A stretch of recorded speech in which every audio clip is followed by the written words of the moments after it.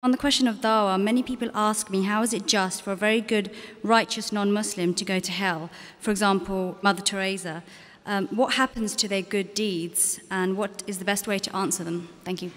Sister has a question, what about the righteous non-Muslim like Mother Teresa? Will she go to heaven or hell?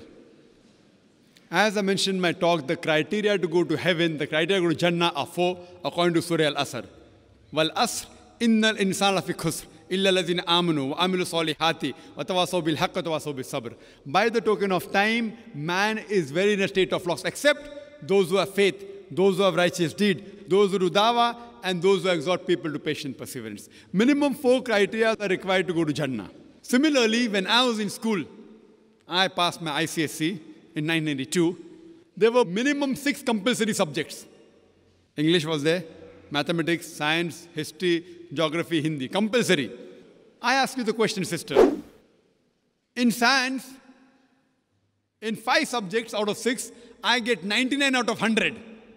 In 1 subject, I get 10 out of 100 in science. Will I pass standard 10? Yes or no? No.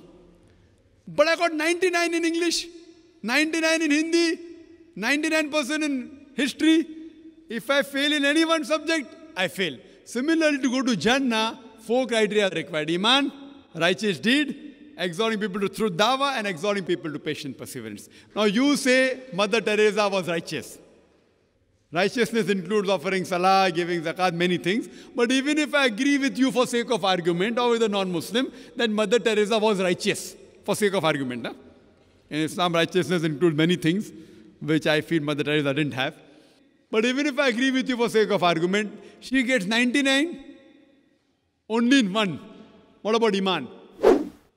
So if she does shirk, which is even mentioned in the Bible, if you read the Bible in the book of Deuteronomy, chapter number 5, verse 7 to 9, and the book of Exodus, chapter number 20, verse number 3 to 5, it says that thou shalt have no other image of me. Thou shalt not make unto thee any graven image of anything that is in heaven above, in the earth beneath, and the water beneath the earth. Thou shalt not bow down to them, nor serve them. So doing shirk is even haram in Christianity. And in the Quran, Allah says in Surah Maida, chapter number 5, verse number 72. Let's see what is the verdict given by Jesus Christ, peace be upon him. In the Quran, in Surah Maida, chapter 5, verse 72, Allah says that لَقَدْ كَفْرَ الَّذِينَ قَالُوا إِنَّ اللَّهُ هُوَ الْمَسِيحُ ابْنُ مَرْيَمَ. They are doing kufr. They are blaspheming. Those who say that Jesus, son of Mary, is Allah subhanahu wa ta'ala. وَقَالَ الْمَسِيحُ. But said Jesus Christ, peace be upon him, Ya Bani Israel, O children of Israel, U'budullah, worship Allah, Rabbi wa Rabbakum, who's my Lord and your Lord, inno may shirk billah. Anyone who associates partners with Allah, faqad harrama alayhi Jannah. Allah will make Jannah haram for him. Wama wahun nar, wama lizalimin min ansar. And fire shall be his dwelling place, and he shall have no helpers in the hereafter. So Jesus Christ, peace be upon him, said, inno may shirk billah. Anyone who associates partners with Allah, faqad harrama alayhi Jannah. Allah will make Jannah haram for him.